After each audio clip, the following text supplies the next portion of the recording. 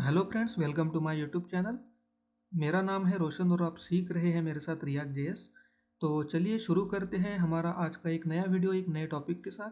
तो basically friends, आज हम क्या करने वाले हैं, हम एक रिएक्ट जेएस के साथ आया हुआ एक नया फीचर है, उसे बेसिकली आज हम अंडरस्टैंड करने वाले हैं कि वो कॉन्सेप्ट क्या होता है और किस लिए वो यूज़ होता है। तो देखिए फ्रेंड्स, हमारे लास्ट वीडियो में हमने क्या किया था। हमारे लास्ट वीडियो में हमने एक रिएक्ट जेएस का कंप्लीट न्यू प्रोजेक्ट क्रिएट कर लिया था और उसका पूरा डायरेक्टरी स्ट्रक्चर हमने अच्छे से समझ लिया था। हमने ये देखा था फ्रेंड्स कि जब भी हमारा रिएक्ट जेएस का ऐप स्टार्ट होता है तो index.js की फाइल से हमारा डिफ़ॉल्ट कंपोनेंट जो कि ऐप कंपोनेंट है, जो रिएक्ट जेएस ने ऑलरेडी हमें बनाकर दिया हुआ है, वो कंपोनेंट रेंडर किया जाता है।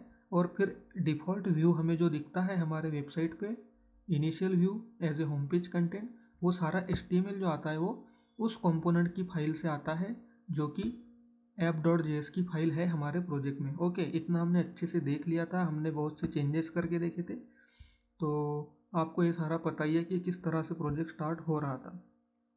लेकिन फ्रेंड्स, अब हम इस app.js की फाइल को अगर अच्छे से देखें तो कुछ वियर्ड सी चीज़ें यहाँ पे हमें दिखती है।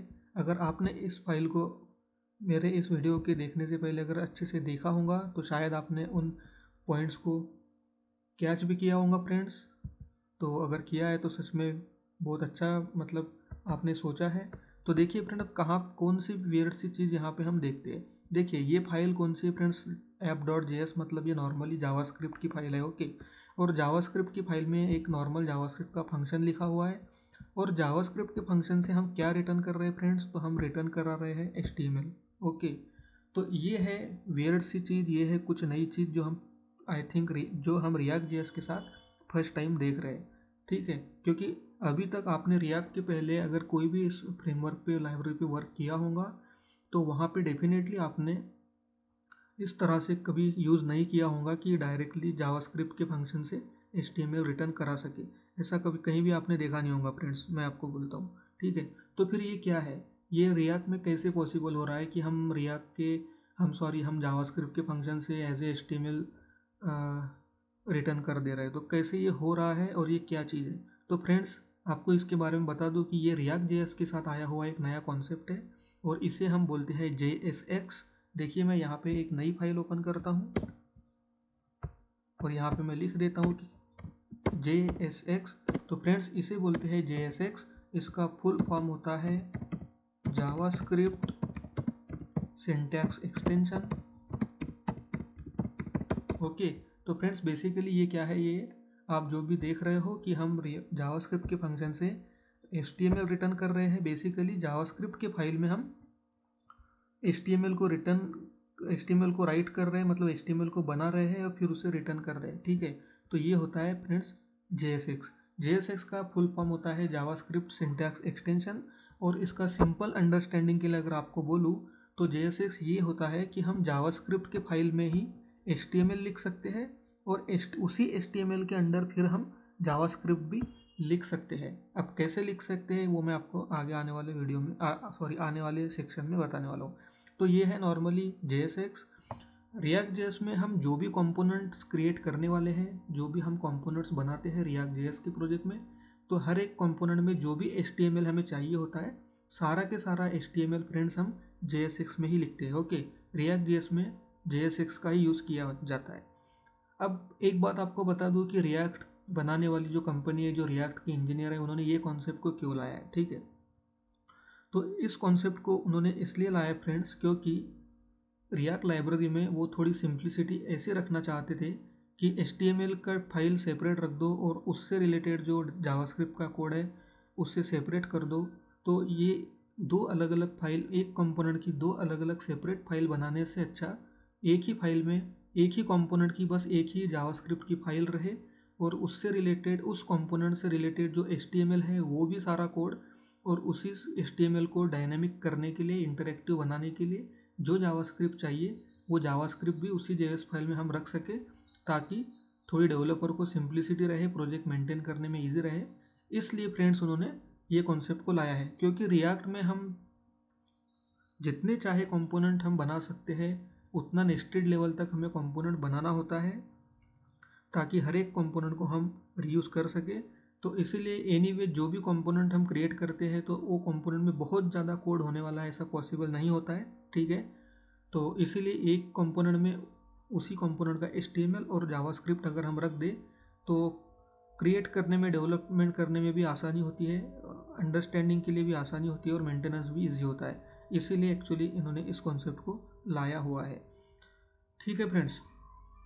अब ये है नॉर्मल JSX। अब इसका और एक एडवांटेज फ्रेंड्स ये होता है कि ये बहुत सारे सिक्योरिटी फीचर्स भी प्रोवाइड करता है। अगर आप React.js के सिक्योरिटी फीचर्स के अगर किसी गूगल पे सर्च करके देखते हो आप, तो वहाँ पे आपको डेफिनेटली देखने मिल जाएगा कि जो JSX है, JSX सिक्योरिटी फीचर देता है जो क्रॉस साइट स्क्रिप्टिंग होता है, उससे बेसिकली हमें बचाता है। ओके, तो ये और एक एडवांटेज होता है JSX का। देखिए फ्रेंड्स, अब ये देख लिया हमने कि नॉर्मल JSX क्या होता है।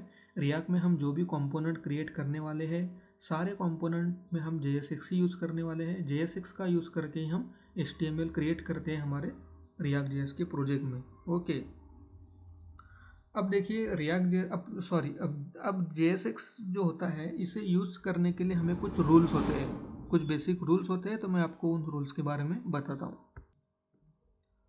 तो फ्रेंड्स, यहाँ पे एक स्लाइड मैंने क्रिएट करी हुई है, यहाँ पे मैंने JSX से रिलेटेड कुछ रूल्स लिखे हैं। तो वन बाय वन हम रूल्स को अब देखते हैं कि JSX क्या होता है। ओके, देखिए फ्रेंड्स, सबसे पहले रूल जो हमारे पास आप देख रहे हो मेरी लिस्ट में, वो है React component must be capitalised. Okay, so friends, देखिए लास्ट वीडियो में हमने सिर्फ और सिर्फ React के कंपोनेंट को किस तरह से हम रेंडर करते हैं इतना देखा था, लेकिन एक इम्पोर्टेंट रूल जो है, जो कि JSX का ही पार्ट है, वो हमने वहाँ पे डिस्कस नहीं किया था। तो आज इस वीडियो में हम उसे देखने वाले हैं। React component must be capitalised. Okay friends, आप देख रहे हो फर्स्ट रूल लिखा हुआ है। बेसिकली इसका मीनिंग ये है फ्रेंड्स कि जब भी हम, अब देखिए ये इस तरह कुछ JSX की फाइल में, मतलब एक कंपोनेंट में, एक कंपोनेंट से हम जब किसी दूसरे कंपोनेंट को कॉल करते हैं, रेंडर कराते हैं। देखिए फ्रेंड, बार बार मैं ये बोल रहा हूँ कि React.js कंपोनेंट बेस्ड आर्किटेक्चर पे वर्क करता है। इसका मतलब ये है कि React के प्रोजेक्ट में हम मल्टीपल कंपोनेंट्स में हमारी साइट को बेसिकली हम मतलब डिवाइड करते हैं, ठीक है। जो हमारी कंप्लीट वेबसाइट बनने वाली है React.js में, वो डिफरेंट कंपोनेंट्स से बनने वाली है बेसिकली। तो एक वेबसाइट बनाने के लिए हमारे प्रोजेक्ट में मल्टीपल कंपोनेंट्स हम क्रिएट करते हैं। डिफरेंट सेक्शंस जो होते हैं डिफरेंट कंपोनेंट्स में क्रिएट किए हुए होते हैं। ओके, तो हमारा जो नॉर्मल डेवलपमेंट चलता है, तो हम क्या करते हैं कि एक कंपोनेंट से दूसरे कंपोनेंट को रेंडर कराते हैं, दूसरे कंपोनेंट से तीसरे को कराते हैं। इस तरह से मल्टीपल लेवल पे कितने भी चाइल्ड, कितने भी पेरेंट्स हमारे हो सकते हैं, depending on our functionality. Okay, तो अब इसमें क्या होता है कि जब भी एक कंपोनेंट से हमें कोई दूसरे कंपोनेंट को रेंडर कराना होता है, तो कुछ इस तरह से हम कंपोनेंट को रेंडर करते हैं। आप देख रहे हो ये नॉर्मल JS की फाइल है, जावास्क्रिप्ट की। यहाँ से ऐप कंपोनेंट को इन्होंने बाय डिफ़ॉल्ट रेंडर किया हुआ है। तो हमने जो रेंडर कराते टाइम हमें जो सिंटैक्स यूज़ करना है, वो कुछ इस तरह से यूज़ करते हैं। तो अब ये क्या है, ये कंपोनेंट का नाम है, ठीक है। तो यहाँ से बेसिकली हम एक कंपोनेंट को रेंडर कर रहे हैं। तो हमेशा रेंडर कराते टाइम कंपोनेंट का नाम जो होता है फ्रेंड्स, वो हमेशा कैपिटल लेटर से स्टार्ट होना चाहिए। कंपोनेंट को रेंडर कराते टाइम भी नाम कैपिटल लेटर से ही स्टार्ट होना चाहिए। फाइल का नाम भी कैपिटल लेटर से स्टार्ट होना चाहिए। अंदर जो फंक्शन का नाम है वो भी कैपिटल से स्टार्ट होना चाहिए, ठीक है। तो JSX के कॉन्टेक्स्ट में ये रूल ऐसा है कि अभी देखिए, अभी ऐप कंपोनेंट तो हमारा बन चुका है, ठीक है। अब मान लो अगर मैं इसी कंपोनेंट से कोई और कंपोनेंट रेंडर कराना चाहता हूँ, कोई सेपरेट कंपोनेंट, तो अगर मैं वो भी कंपोनेंट को रेंडर कराऊंगा और फॉर एग्जांपल मेरा वो कंपोनेंट जो है वो डैशबोर्ड नाम का कंपोनेंट है, तो मुझे उसका भी नाम जो है वो कुछ इस तरह से लिखना पड़ेगा, ठीक है। कुछ इस तरह से मुझे उसे रेंडर कराना होगा। तो मुझे यहाँ पे स्मॉल लेटर में लिख के नहीं चलेगा फ्रेंड्स, ठीक है। तो ये होता है JSX का सबसे पहला वाला रूल। अभी देखते हैं JSX का सेकंड रूल क्या होता है। तो JSX का सेकंड रूल है the term class is return as class name. Okay, अब ये इम्पोर्टेंट बात है, इम्पोर्टेंट यहाँ पे मतलब चीज़ है आपको जो ध्यान में रखना चाहिए React पे काम करते हुए।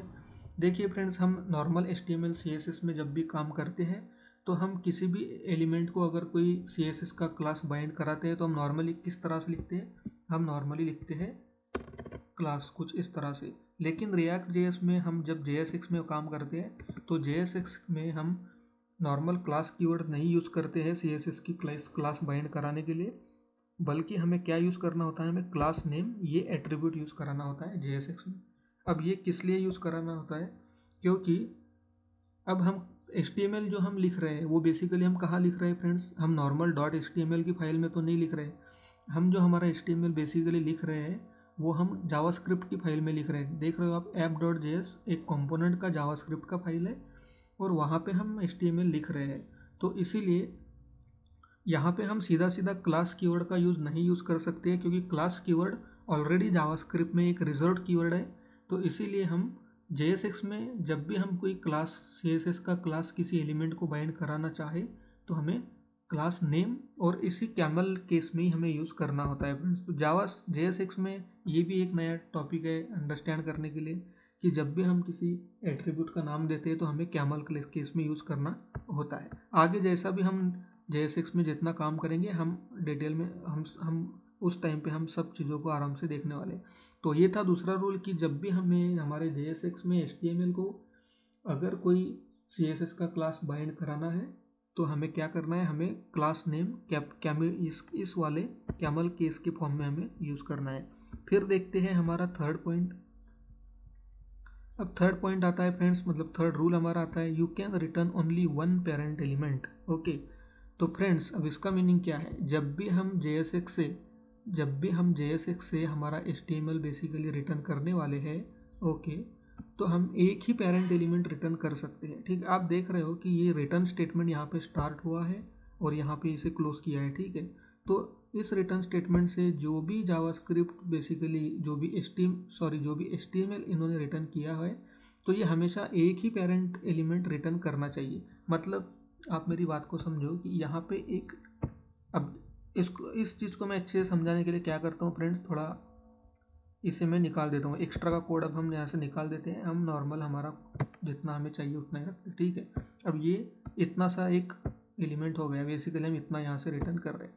तो फ्रेंड्स हम क्या कर सकते हैं कि हमें रिटर्न करते टाइम हम कभी भी दो एडजेसेंट एलिमेंट नहीं कर सकते। मतलब कि ये तो एक कंप्लीट ड्यू में रिटर्न कर रहा हूँ, अब इसके बाद साथ ही मैं दूसरा कोई ऐसा कंप्लीट सेपरेट ड्यू में रिटर्न कोई सेपरेट एलिमेंट में रिटर्न नहीं कर सकता हूँ फ्रेंड्स, अगर आप मेरी बात को समझ रहे हो अच्छे से।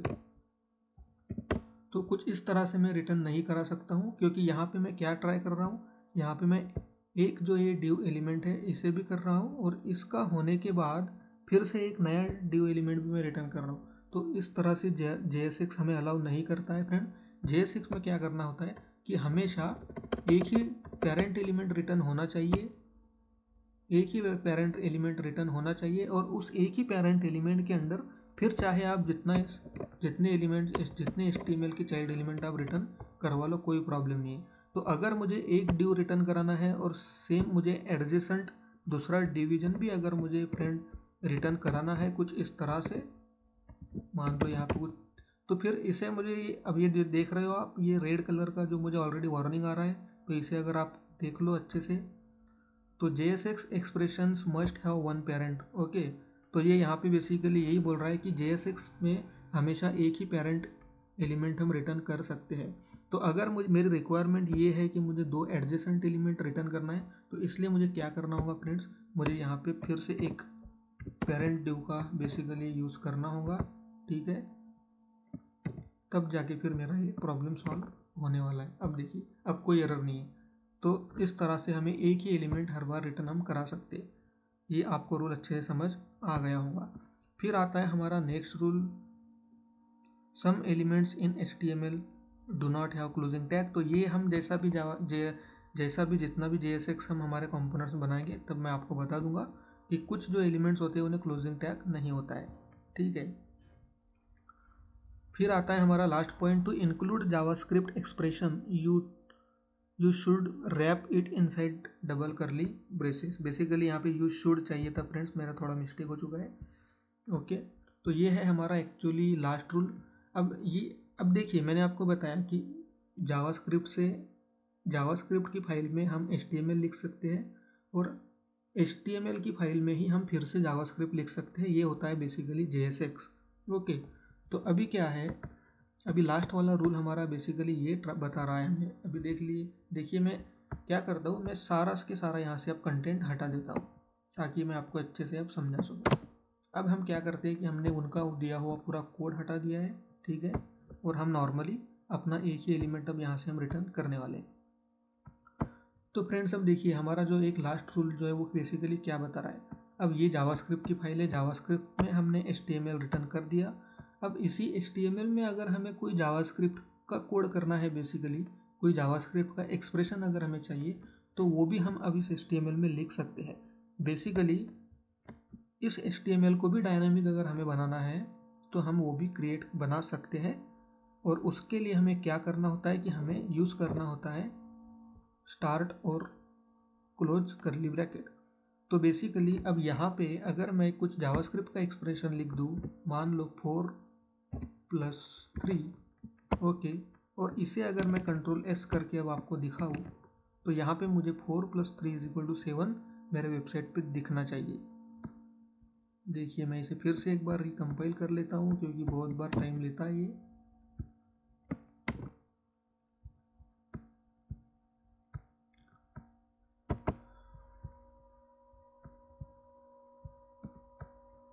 थोड़ा सा समय ले रहा है फ्रेंड्स।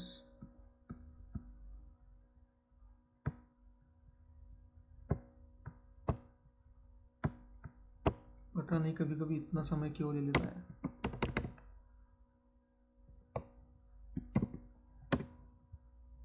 चलिए फ्रेंड्स एक बार मैं वीडियो को पॉज।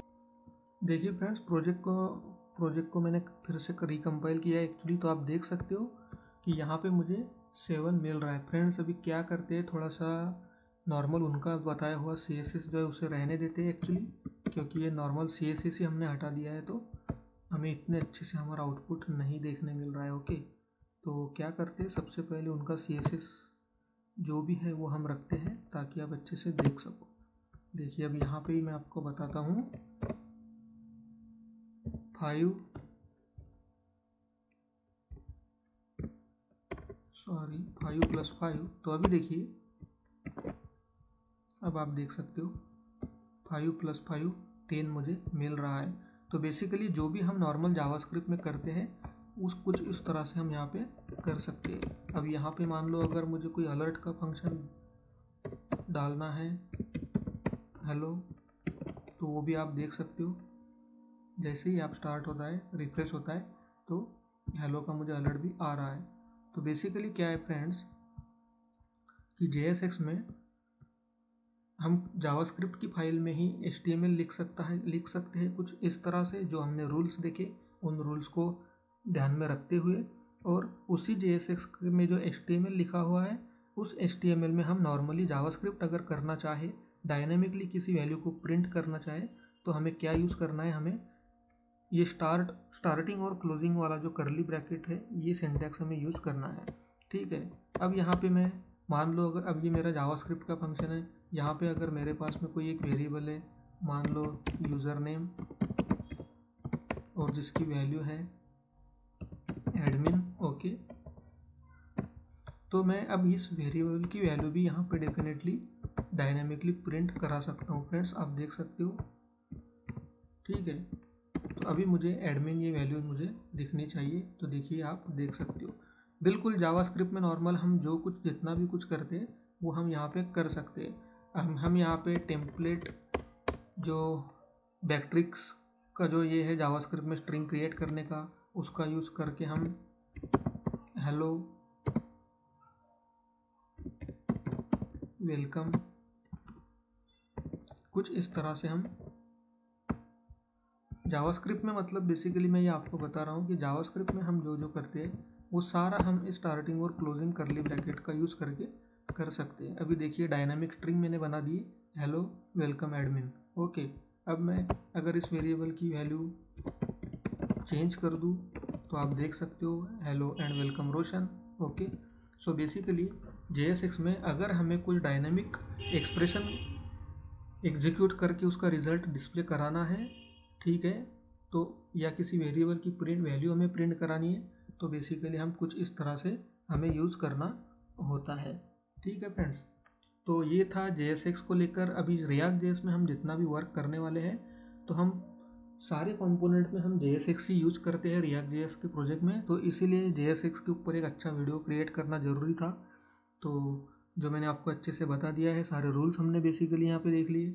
अगर कुछ रूल्स मिस हुए होंगे तो वो अनइंटेंशनली मैंने यहाँ पे मिस किए हैं फ्रेंड्स, क्योंकि आज जैसे जैसे हम आगे वर्क करने वाले हैं उस टाइम पे मैं आपको जो चीज़ें लगने वाली है वो बताने वाला हूँ। अभी बेसिक से स्टार्ट करने के लिए जितना सफिशिएंट डेटा है उतना मैं आपको बस दे रहा हूँ।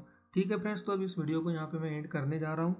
फ्रेंड्स, अगर आपको सच में मेरे वीडियोस पसंद आ रहे हैं तो प्लीज़ मेरे चैनल को सब्सक्राइब करिए, वीडियोस को लाइक करिए, कमेंट में डेफिनेटली आपको अगर कुछ डाउट्स है तो पूछिए।